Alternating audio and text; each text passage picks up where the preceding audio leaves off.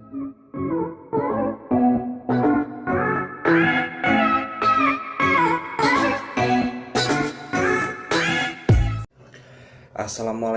warahmatullahi wabarakatuh. Selamat pagi, salam sejahtera bagi kita semua.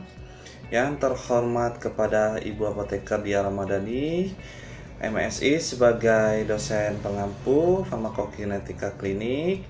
Perkenalkan, nama saya Kamil Ismet selaku moderator, dan di sini ada anggota kelompok kami dari kelompok 8. Yang pertama ada Iis Miranggraini, yang kedua ada Indika Sanles, yang ketiga ada Kamil Ismet, yang keempat ada Melsi Anggraini, yang kelima ada Rizky Rahmawati Lahmudin, yang keenam ada Selma Resti Novira, yang ketujuh ada Yuliani.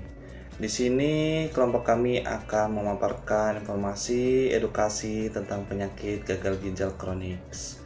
Untuk mempersingkat waktu, slide pertama akan dijelaskan oleh saya.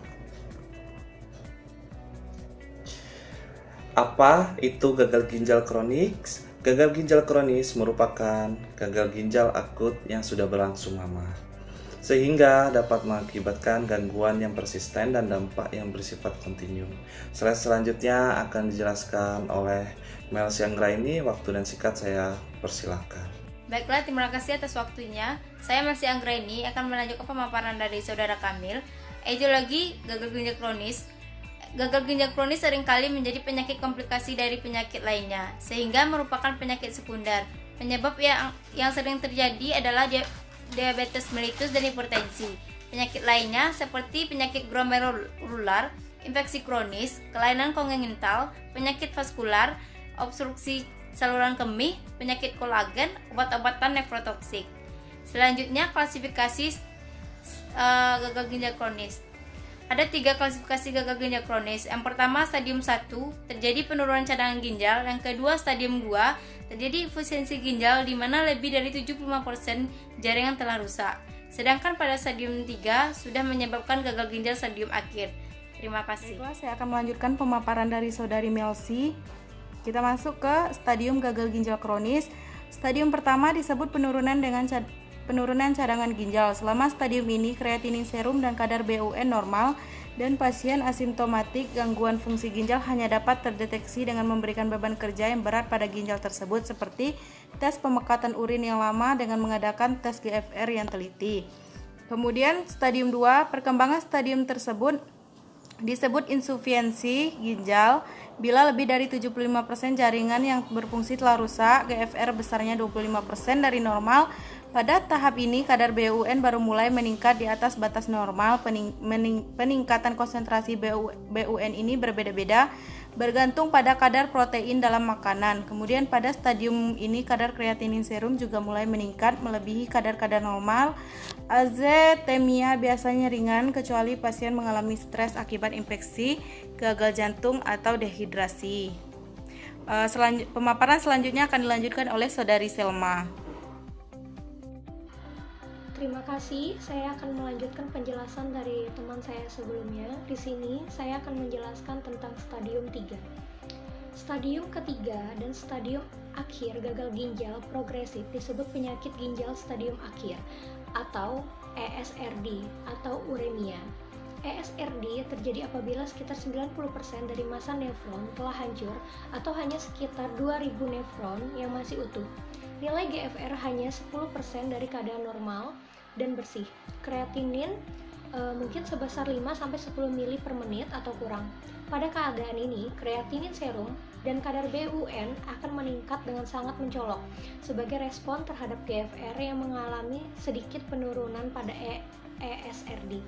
Pasien mulai merasakan gejala-gejala yang cukup parah karena ginjal tidak sanggup lagi mempertahankan hemostatis cairan elektrolit dalam tubuh.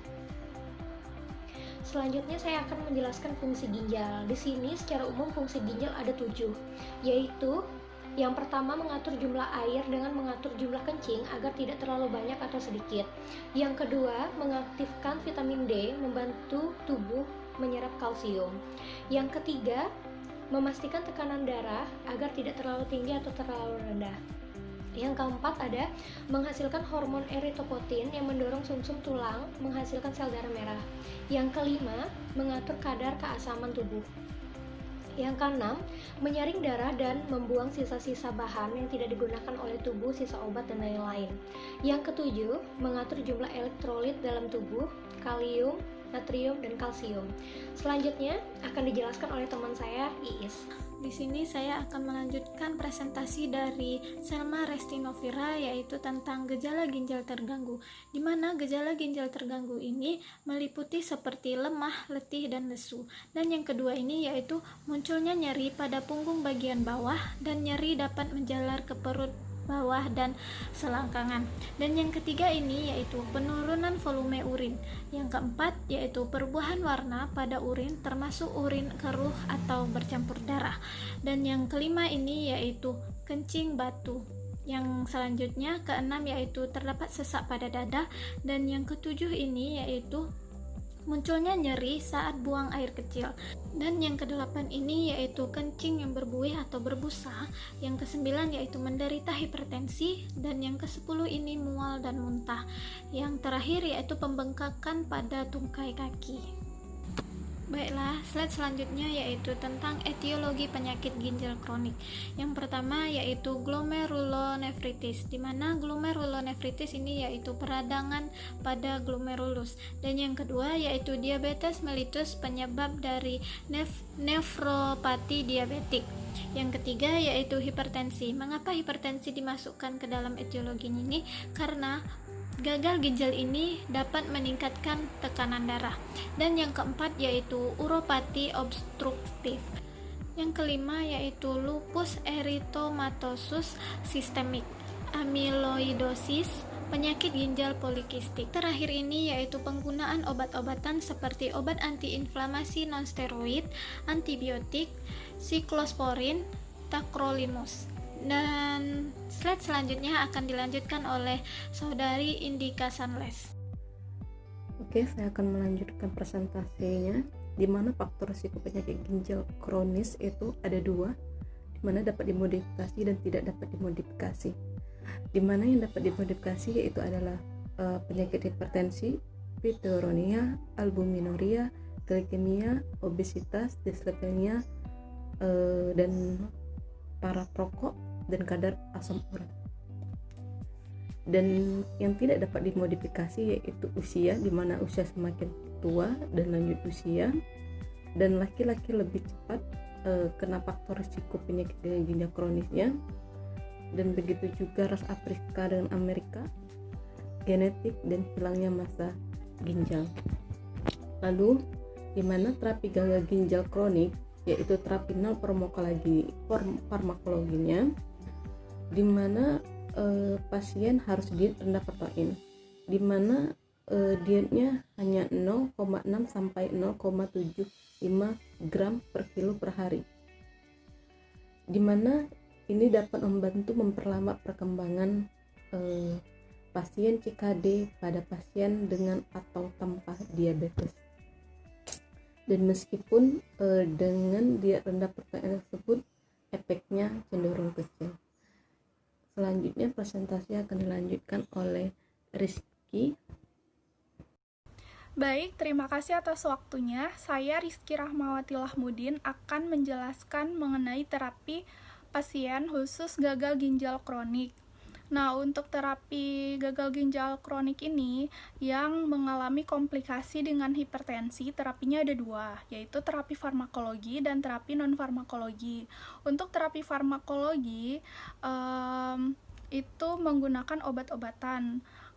Untuk obat-obatan yang sering dipakai yaitu diuretika, beta blockers, vasodilator, simpatolitik sentral, ACE inhibitor, dan kalsium channel blocker. Nah, untuk terapi non-farmakologinya, pasien harus merubah pola hidup sehat, yaitu diet makanan dengan mengkonsumsi makanan yang mengandung natrium. Nah, rajin berolahraga, tidak merokok, dan tidak mengkonsumsi minuman yang beralkohol.